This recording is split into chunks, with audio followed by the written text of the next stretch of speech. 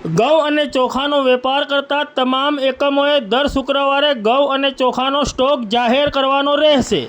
દાહોદ જિલ્લા પુરવઠા અધિકારીના જણાવ્યા અનુસાર ભારત સરકાર તથા ગુજરાત સરકારના અન્ન, જાહેર વિતરણ અને ગ્રાહક સુરક્ષા વિભાગ દ્વારા ઘઉં અને ચોખાની સંગ્રહખોરીને નિયંત્રિત કરવા માટે સ્ટોક લિમિટ દાખલ કરેલ છે, જે અનુસાર સમગ્ર દાહોદ જિલ્લાના ઘઉં અને ચોખાના સ્ટોક હોલ્ડર્સ જેમ કે traders, wholesalers, retailers, big chain retailers, processor કે અન્યને ભારત સરકારની વેબસાઇટ પર રજીસ્ટ્રેશન કરાવવાનું રહેશે। તેમજ તેમની પાસેના ઘઉંના અને ચોખાના સ્ટોકને મેટ્રિક ટનમાં દર અઠવાડિયે એટલે કે દર શુક્રવારે વેબસાઇટ પર જાહેર કરવાના રહેશે।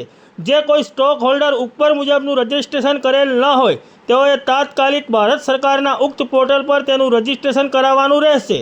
ઘઉંની આ સ્ટોક મર્યાદા 31 માર્ચ 2025 સુધી અમલમાં રહેશે।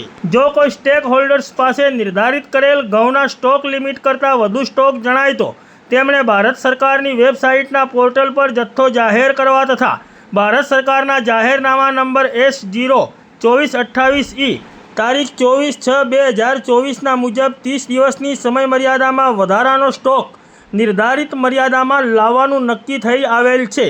જે મુજબ ઘઉં અને ચોખાની સ્ટોક મર્યાદા વિવિધ સ્ટોક હોલ્ડરની મર્યાદા નક્કી કરવામાં આવેલી છે, જેને ધ્યાને લઈને દાહોદ જિલ્લાના અનાજના વેપાર સાથે સંકળાયેલા ટ્રેડર્સ, હોલસેલર્સ, રિટેલર્સ કે પ્રોસેસરે જણાવેલી વેબસાઇટ પર રજીસ્ટ્રેશન કરીને દર શુક્રવારે ઘઉં અને ચોખાનો સ્ટોક જાહેર કરવાનું દાહોદ જિલ્લા પુરવઠા અધિકારીએ જણાવ્યું છે।